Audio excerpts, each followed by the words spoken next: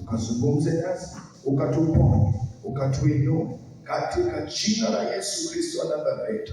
Roho Mtakatifu wa Mungu, nakemea kila aina ya hila zote za shetani ya mbinguni.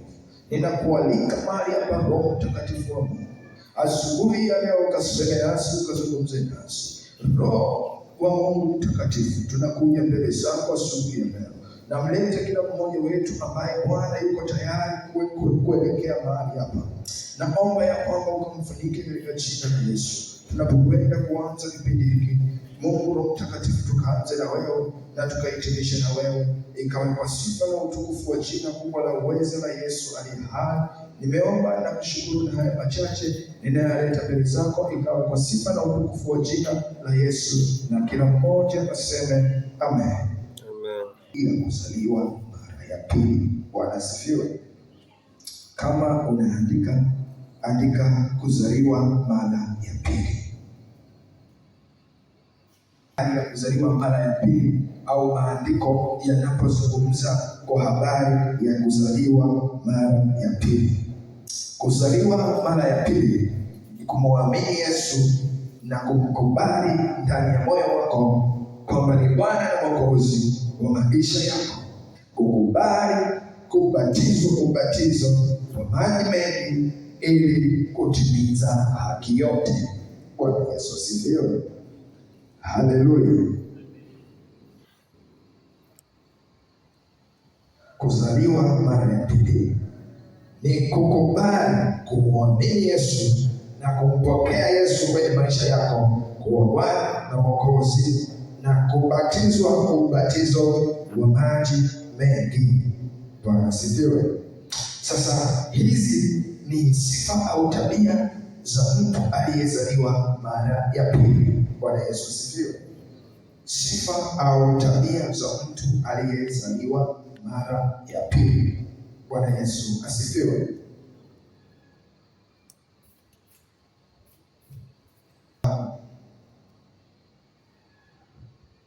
Kitabu cha Yohana sura ya 3 kuanzia mstari wa kwanza mpaka pale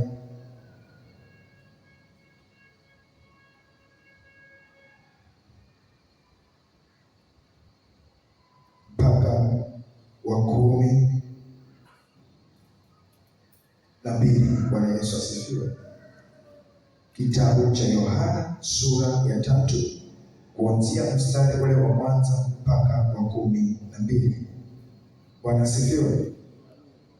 Nitasoma kama ilivyoandikwa. Maandiko yanasema, basi palikuwa mtu mmoja wa Mafarisayo, jina lake Nikodemo, mkuu wa Wayahudi. Bwana asifiwe. Palikuwa na mtu mmoja wa Mafarisayo, jina lake Nikodemo, mkuu wa Wayahudi.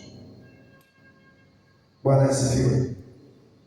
Hii habari ya Nikodemo na Yesu katika hii sura ya 3 haijaanzia tu hapa.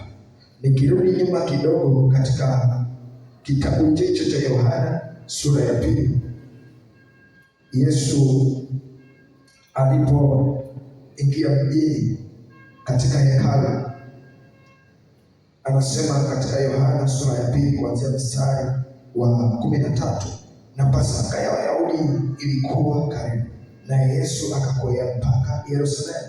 Akaona pale hekaluni watu waliokuwa wakiuza ng'ombe, kondoo na njiwa, na wenye kuvunja fedha wameketi. Akafanya kikoto cha kamba, akawatoa wote katika hekalu, na kondoo na ng'ombe, akamwaga fedha za wenye kuvunja fedha, akazipindua meza zao. Akawaambia wale waliokuwa wakiuza njiwa, yaondoeni haya, msifanye nyumba ya Baba yangu kuwa nyumba ya biashara. Bwana Yesu asifiwe. Hii story ya Nikodemo pamoja na Yesu ilianzia huko nyuma kabisa, kwamba ilifika siku ya Pasaka kukaribia. Yesu alikwenda Yerusalemu. Alipofika Yerusalemu katika hekalu, akakuta ile hekalu tayari limeshakuwa soko. wanaouza ng'ombe, wanaouza kondoo, wanaouza njiwa, wanaobadilisha pesa. Bwana Yesu asifiwe. Sasa hichi kitu Yesu alipokiona, sasa wivu wa Mungu ukaanza kutafuna ndani yake. Akasema, imeandikwa ya kwamba nyumba ya Baba yangu itakuwa ni nyumba ya sala, lakini ninyi mmeigeuza na kuifanya pango la wanyang'anyi. Bwana Yesu asifiwe. Ndio sababu au ndio kitu ambacho kilimfanya Yesu katikati ya umati wote ule apindue meza, afungue milango, kondoo watoke, afungue vibanda, njiwa watoke, amwage pesa zao zote, apindue na meza, afungulie na ng'ombe na kondoo na vyote vilivyokuwa ndani ya hekalu. Bwana Yesu asifiwe. Sasa huyu Mfarisayo ambaye tunampata katika sura ya 3, jina lake Nikodemo, alipopata hizi habari au aliposikia kwa habari ya Yesu, alipokuwa akiona kazi za Yesu, alipokuwa akiangalia matendo ya Yesu, alipokuwa akiangalia mwenendo wa Yesu, alipokuwa akisikiliza mafundisho ya Yesu, kuna kitu ndani yake kiliingia. Kawaida Mafarisayo ni watu wanaopinga, ni watu ambao hawakubali kirahisi, lakini Nikodemo alipogundua ya kwamba huyu mtu anafundisha kweli njia ya Mungu, haangalii cheo cha mtu, haangalii wewe ni tajiri, haangalii mali ulizo nazo, lakini yeye anaifundisha ile kweli ya Mungu ambayo inaleta wokovu. Hizo sasa, huyu mtu ambaye Farisayo jina lake Nikodemo aliogopa kumfuata Yesu hadharani, maana walikuwa wengi alipokuwa akifundisha na kusema, waliokuwa wakimfuata, waliokuwa wakipenda mafundisho yake. Yesu popote alipokuwa akiingia, alifanya miujiza, alikusanya umati na aliokoa watu kwa sababu ya mafundisho. Bwana Yesu asifiwe. Sasa Nikodemo siku moja alikutana na Yesu. Bwana asifiwe. Alipokutana na Yesu, ndio anamwambia maneno haya. Huyu alimjia usiku akamwambia, Rabi, tunajua ya kuwa umwalimu umetoka kwa Mungu, kwa maana hakuna mtu awezaye kuzifanya ishara hizi kuzifanyazo wewe isipokuwa Mungu yu pamoja naye. Bwana Yesu asifiwe. Sasa Nikodemo alipokubali matendo ya Yesu, alipokubali kazi ya Yesu, alipokubali mafundisho ya Yesu, hakutaka kumfuata tu haraka mbele ya watu. Alimfuata Yesu pembeni, tena maandiko yanasema alimfuata usiku. Bwana asifiwe.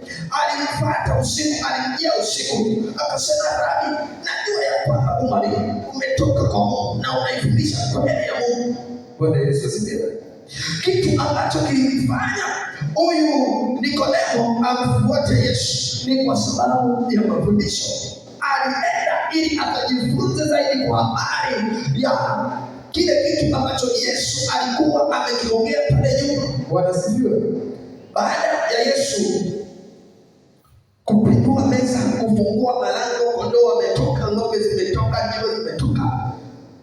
Baada ya kitendo hicho, maandiko yanasema Yesu alipomwambia, imeandikwa nyumba ya Baba yangu itakuwa nyumba ya sala, wakamwambia, tuonyeshe ishara. Yesu akawaambia, kama mnataka ishara, hebu vunjeni kwanza hekalu hili, alafu na mimi ndani ya muda wa siku 3 nitalisimamisha. Wale watu hawajakataa, hawajakubali maneno ambayo Yesu ameyasema.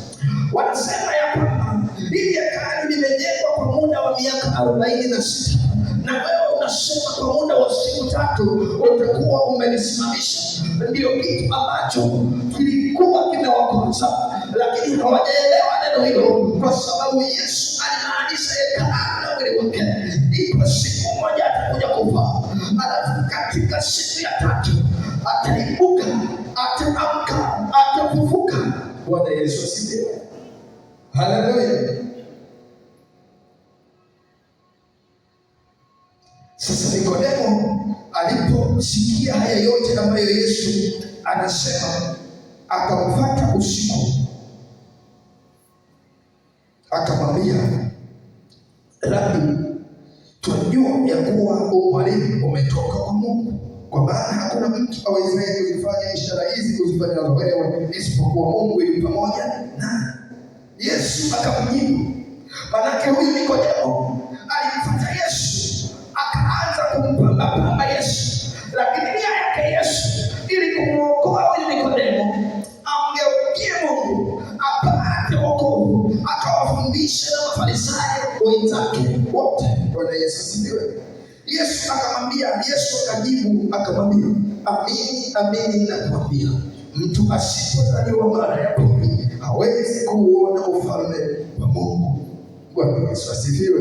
Mtu asipozaliwa mara ya pili hawezi kuuona ufalme wa Mungu. Bwana Yesu asifiwe. Sasa hili neno lilikuwa gumu kidogo kwa Nikodemo, alikuwa hajaelewa sana. Akamuuliza Yesu akasema, mtu anawezaje kuzaliwa mara ya pili?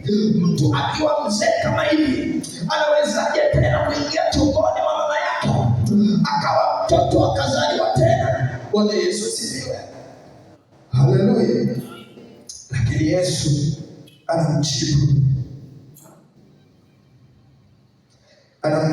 anamwambia. Yesu akajibu, amini amini nakuambia, mtu asipozaliwa kwa maji na kwa Roho hawezi kuingia ufalme wa Mungu.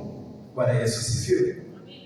Nikodemo alikuwa hajaelewa, lakini sasa Yesu analifunua hilo neno. Anasema, sikiliza Nikodemo, sio kuingia tumboni mwa mama yako tena, sio kuwa mchanga tena, sio kukaa tumboni tena, bali ninachokisema hapa, usipozaliwa kwa maji na kwa Roho huwezi kuuona ufalme wa Mungu. Bwana Yesu asifiwe. Haleluya. Yesu anamwambia Nikodemo, usipozaliwa kwa maji, usipozaliwa kwa Roho huwezi kuuona ufalme wa Mungu.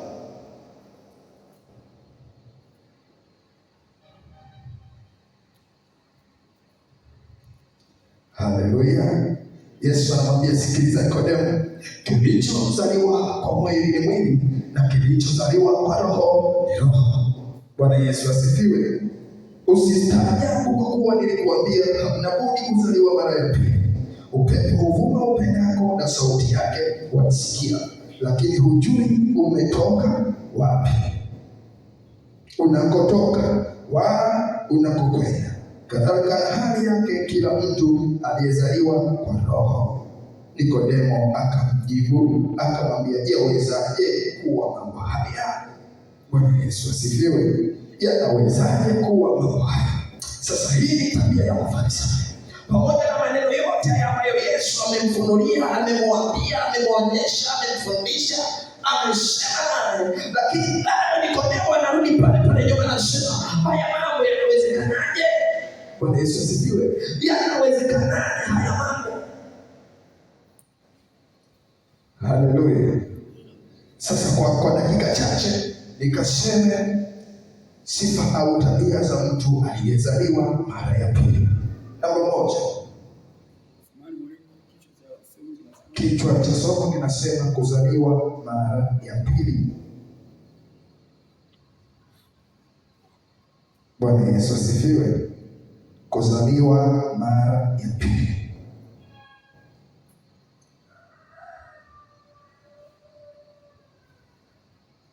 Sasa vitu vichache kwa haraka tutakavyokwenda kupitia sifa au tabia za mtu aliyezaliwa mara ya pili. Namba moja, kumpenda Mungu. Bwana Yesu asifiwe. Kumpenda nani? Mungu. Ndio maana mtu akimpa Yesu maisha yake, amemwamini Yesu kwa moyo wake, amemkiri kwa kinywa chake, amempokea Yesu kuwa kama Bwana na Mwokozi wa maisha yake, yaani amesarenda kwa Yesu, anasema wewe ndiye Bwana, wewe ndiye Mwokozi wa maisha yangu. Mtu ambaye amemgeukia Yesu, huyo mtu akiwa ndani ya Yesu, akazaliwa mara ya pili kwa ubatizo, anakuwa ni mtu ambaye anampenda sana Mungu. Bwana Yesu asifiwe. Anakuwa mtu ambaye anampenda sana Mungu. Kanisani utamwona atasoma sana neno la Mungu, atafuatilia ratiba zote za kanisa, atafuata maelekezo yote. Hakuna kitu kinamtenga na kazi ya Mungu, hakuna kitu kitamtenga kwa habari ya Mungu. Bwana Yesu asifiwe. Anakuwa mtu ambaye anampenda Mungu. Hiyo ndio sifa ya kwanza kabisa ya kuzaliwa mara ya pili, ya mtu aliyezaliwa mara ya pili. Lazima anakuwa mtu anayempenda Mungu. Kumpenda Mungu ni nini? Bwana Yesu asifiwe. Katika kitabu cha Yohana sura ya 14 mstari wa 23. Kitabu cha Yohana sura ya 14 mstari wake wa 23. Maandiko yanasema, Yesu akajibu akawaambia, mtu akinipenda atalishika neno langu, na Baba yangu atampenda, nasi tutakuja kwake na kufanya makao kwake. Bwana Yesu asifiwe.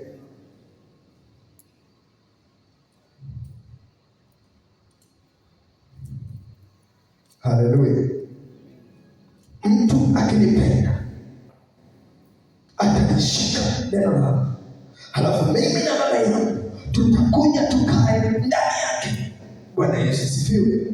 Ukiona umeokoka, umebatizwa ubatizo wa maji mengi, lakini Roho Mtakatifu ndani yako halipo, neno la Mungu ndani yako halipo, maombi ndani yako hayapo, nataka niseme bado haujazaliwa mara ya pili. Pamoja na kwamba umebatizwa, pamoja na kwamba unakuja kanisani, pamoja na kwamba unashika Biblia, lakini bado haujazaliwa mara ya pili. Sifa ya mtu ambaye amezaliwa mara ya pili, lazima utaona Roho ya Mungu ndani yake. Anasema, mtu akinipenda nitakaa ndani yake, atakuwa mtii wa neno langu. Bwana Yesu asifiwe. Kitu cha pili kwa haraka, tabia au sifa ya pili ya mtu aliyezaliwa mara ya pili. Ya kwanza anasema kumpenda Mungu, lakini ya pili anaongozwa na Roho Mtakatifu. Bwana Yesu asifiwe. Anaongozwa na Roho Mtakatifu.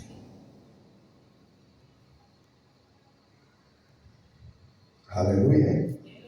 Maandiko yanasema wanaoongozwa na Roho wa Mungu hao ndio wana wa Mungu. Bwana Yesu asifiwe.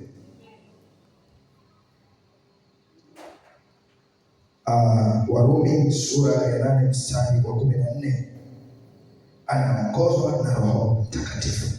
Nitasoma ili andiko anasema, kwa kuwa wote wanaoongozwa na Roho wa Mungu hao ndio wana wa Mungu.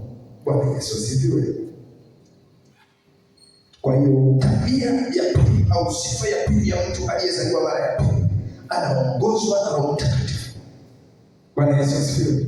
Anapotembea, anapoingia na kutoka, tabia zake, matendo yake, njia zake zinaongozwa na Roho Mtakatifu.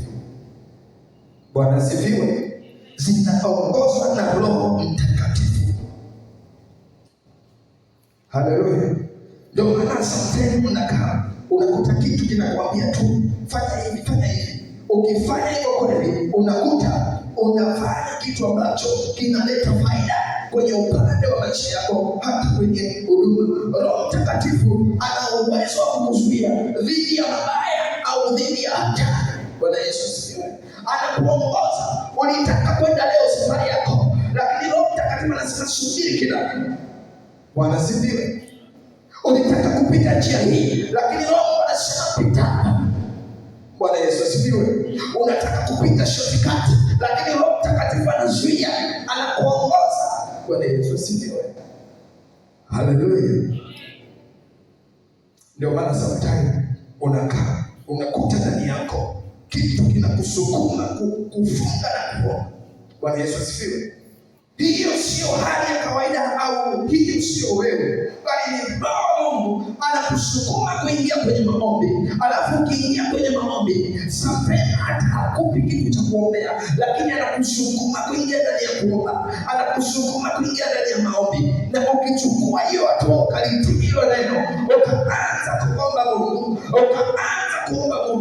kumbe Mungu alikuwa anakutumia wewe kumuokoa mtu fulani, pengine sio hapa kabisa, ni sehemu nyingine mbali kabisa. Bwana Yesu asifiwe.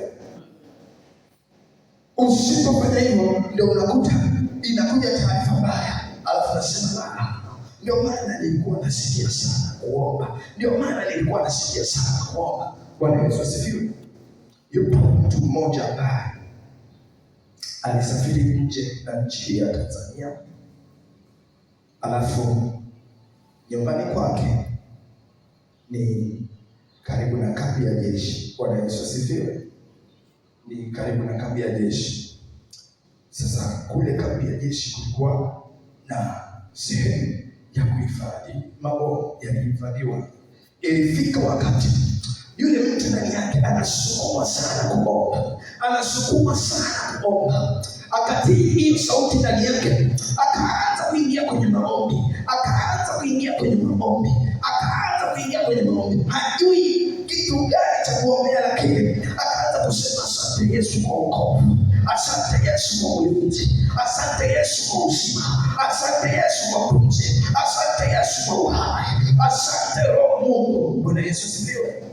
Yule mtu anamaliza tu maombi, anapata taarifa au anapata habari yale mabomu yaliyokuwa kwenye kambi ya jeshi yameanza kulipuka moja baada ya nyingine. Lingine limeenda limetua kabisa kwenye nyumba yake pembeni ndani. Bwana Yesu asifiwe. Ndio kitu ambacho kilikuwa kinamsukuma ndani yake kuomba. Kwa hiyo Roho Mtakatifu anakuwa ndani yetu ili kutusaidia, kutuelekeza, kutuonyesha vitu ambavyo viko mbele yetu, kuonyesha hatari ambazo ziko mbele ya maisha yetu. Bwana Yesu asifiwe. Sasa tabia namba 3 wanasema ya kwamba anazaa matunda ya Roho. Bwana Yesu asifiwe. Anazaa matunda ya Roho. Hii ni tabia ile ya mtu aliyezaliwa mara ya pili. Bwana Yesu asifiwe. Anazaa matunda ya Roho.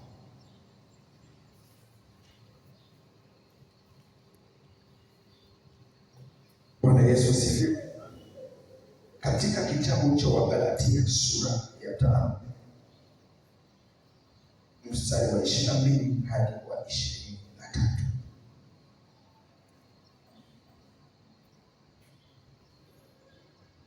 Habari za mambo ya tunda la Roho.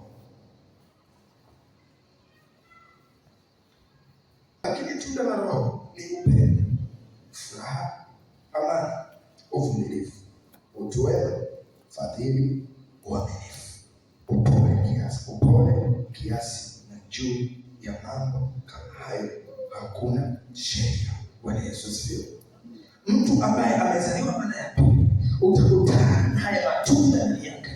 Atakuwa ni mtu mtiifu, atakuwa ni mtu mpole, atakuwa mtu wa kiasi kwenye kila jambo. Bwana Yesu asifiwe. Atakuwa mvumilivu, atakuwa na furaha hata kama hana chochote, hata kama ana njaa, lakini amani ya Mungu itajaa ndani yake. Bwana Yesu asifiwe. Haleluya. Atakuwa ni mtu mwenye upendo, furaha, atakuwa na amani, atakuwa ni mtu ambaye ni mvumilivu. Bwana asifiwe. Anavumilia, mtu mwema, anayefadhili, mwaminifu. Bwana Yesu asifiwe. Kwa hiyo mtu ambaye amezaliwa mara ya pili tunategemea kukutana na vitu kama hivi ndani ya maisha yake. Bwana Yesu asifiwe. Tunategemea kukutana na vitu au matunda ya Roho kwenye maisha yako ambaye umezaliwa mara ya pili. Bwana Yesu asifiwe. Sasa ni swali la kujiuliza wewe mwenyewe nafsi kwamba sawa, umezaliwa mara ya pili, lakini tunda la Roho ndani yako halipo. Tunda la Roho ndani yako halipatikani. Tunda la Roho ndani yako halionekani au halipo kabisa. Bwana Yesu asifiwe. Unakuta siku za leo kwenye kanisa mtu hajabatizwa kuzaliwa mara ya pili, alafu anaanza kunena kwa lugha. Ni kitu ambacho kinashangaza. Hujapokea Roho Mtakatifu, lakini unanena kwa lugha. Hiyo lugha nani amekupa? Au umeipata wapi? Au umeitoa wapi? Bwana Yesu asifiwe. Kwa sababu kwa mujibu wa Biblia, mtu ambaye anazaliwa mara ya pili anazalishwa ndani ya maji mengi, anaibuliwa pale, kama vile Yohana alivyomzamisha Yesu, alipoinuka Roho wa Bwana alishuka juu yake. Bwana Yesu asifiwe. Ndivyo ilivyo hata siku za leo. Mtu anapobatizwa ubatizo wa maji mengi, lazima Roho wa Mungu ashuke ndani yake, lazima abadilishe, lazima afanye upya. Ndio maana katika Wakorintho wa pili sura ya 5 mstari wa 17 anasema ya kwamba tazama, mtu akiwa ndani ya Kristo amekuwa kiumbe kipya. Yale mambo ya kale yatakuwa yanapita, alafu anakuwa kiumbe kipya. Kitu gani kinachofanya mtu awe kiumbe kipya? Ni kazi ya Roho Mtakatifu, au ni Roho Mtakatifu mwenyewe ndani ya mtu ndiye anayefanya wewe uwe kiumbe kipya. Anaondoa asili ya wanadamu, anaondoa asili ya kwenu, anaondoa asili ya kila kitu kisichotokana na Mungu, anakufanya kuwa kiumbe kipya, anakutengeneza tena, anakufanya ufanane na watu ambao wanafanana na Mungu, anakufanya ufanane na watu ambao wamezaliwa na Mungu, anakufanya ufanane na watu ambao wako tayari mbele za Bwana. Yaani Roho Mtakatifu anabadilisha maisha ya mtu, anamtengeneza mtu. Ndio maana ukifuatilia sana mtu kama hajampa Yesu maisha yake, siku ambayo atakubali kwa moyo wake wote, atakiri kwamba hakika Yesu wewe ni Bwana na Mwokozi, akatia dhamira ndani yake, utaanza kuona baadhi ya vitu ndani yake vinaanza kubadilika. Utaanza kuona maisha yake yanaanza kubadilika. Sasa hapo ndio tunakutana na kazi ya Roho Mtakatifu anayoifanya ndani ya mtu huyo. Roho Mtakatifu anaanza kuondoa lile giza, anaanza kuondoa giza, anaanza kumfungua kwenye mifumo, anamchomoa kwenye magereza, anamtengeneza, anamfanya awe kiumbe kipya. Bwana Yesu asifiwe. Haleluya. Tuna kila sababu ya kufanya viumbe vipya katika jina la Yesu aliye hai. Bwana asifiwe. Sasa kitu cha nne haraka, alafu tukamwombe Mungu kwa dakika chache. Kitu cha nne anasema tabia au sifa ya mtu aliyezaliwa mara ya pili. Namba 4 anasema anaachana na dhambi, anaachana na maisha ya dhambi. Bwana Yesu asifiwe. Haleluya. Ukiona upo ndani ya kanisa, unashika Biblia, unasoma neno la Mungu, unafanya mambo, lakini bado unaipendelea dhambi, bado unaichekelea, bado unaisifia, nataka nikueleze, unahitaji kufanya upya kwa Roho Mtakatifu. Unahitaji kuzaliwa mara ya pili ili Roho Mtakatifu aondoe kila aina ya pando lisilopandwa na Baba wa mbinguni ndani yako. Bwana Yesu asifiwe. Haleluya. Narudia tena kusema ya kwamba ukimwona mtu anaingia kanisa, anasoma neno la Mungu, anashika Biblia, anafanya maombi, Bwana Yesu asifiwe, halafu bado anaipendelea dhambi, anaitamani dhambi, anaitafuta ilipo, anaichekelea, mtu wa namna hii anahitaji kuzaliwa mara ya pili kwa jina la Yesu aliye hai. Anahitaji kukutana na Roho Mtakatifu aondoe zile tabia zilizoko ndani yake. Anahitaji kukutana na Yesu ili awe salama zaidi katika maisha yake. Anahitaji kuzaliwa mara ya pili katika jina la Yesu aliye hai. Bwana Yesu asifiwe. Tumeziona sifa au tabia za mtu aliyezaliwa mara ya pili katika Wagalatia 5:22 na 23. Lazima uwe mtu mwenye amani na furaha, mvumilivu, mpole. Bwana Yesu asifiwe. Haleluya. Lakini utakuta tuna watu ndani ya kanisa wanaimba, wanasifu vizuri, wanampenda Mungu, wanasoma neno la Mungu na wanafanya maombi, lakini kuna baadhi ya sehemu, kuna baadhi ya vitu imekuwa changamoto. Sasa aina hii ya watu nataka niseme wazi ya kwamba tunahitaji kuzaliwa mara ya pili kwa jina la Yesu ili tuweze kuona ufalme wa Mungu, ili tuweze kuurithi ufalme wa Mungu, ili tuweze tuweze kukutana na Bwana, ili Roho Mtakatifu aweze kutufinyanga tena, aweze kutufanya viumbe vipya, aweze kutubadilisha, aweze kuendana na sisi, aweze kutufanya wana wa Mungu, atupe nguvu ya kuishi na dhambi, atupe nguvu ya kusonga mbele, atupe nguvu ya kushinda majaribu. Nataka nikueleze ukweli ni kwamba tunahitaji kuzaliwa mara ya pili kwa jina na uweza la Yesu aliye hai. Bwana Yesu asifiwe. Anaachana na dhambi ni mtu ambaye anaichukia dhambi, ni mtu ambaye haipendelei dhambi. Bwana Yesu asifiwe. Ni mtu anayeichukia dhambi kwenye maisha yake, ni mtu anayekemea dhambi kwenye maisha yake. Bwana Yesu asifiwe. Maandiko yanasema ndugu yako anapokuonya anaiokoa roho yako, lakini mtu ambaye anakuona unatenda mabaya alafu ananyamaza kimya, maandiko yanasema mtu wa namna hii ni adui yako, na katika siku ile ya hukumu mbele za Bwana utamlaumu sana, kwa sababu ni mtu wa mdomo. Maandiko yanasema wote wanaojua kutenda mema alafu wasiyatende hawa ni dhambi. Bwana Yesu asifiwe. Haleluya. Kitu cha mwisho kabisa ni mtu anayeushinda ulimwengu. Bwana Yesu asifiwe. Ni mtu anayeushinda ulimwengu. Hiyo namba 4 utaandika pale Yohana wa kwanza 3:9, na hiki kipengele cha mwisho kabisa Yohana wa kwanza 5:4. Yohana wa kwanza 5:4 ni mtu anayeushinda ulimwengu. Yohana wa kwanza 3:9 ni mtu anayeachana na maisha ya dhambi. Bwana Yesu asifiwe.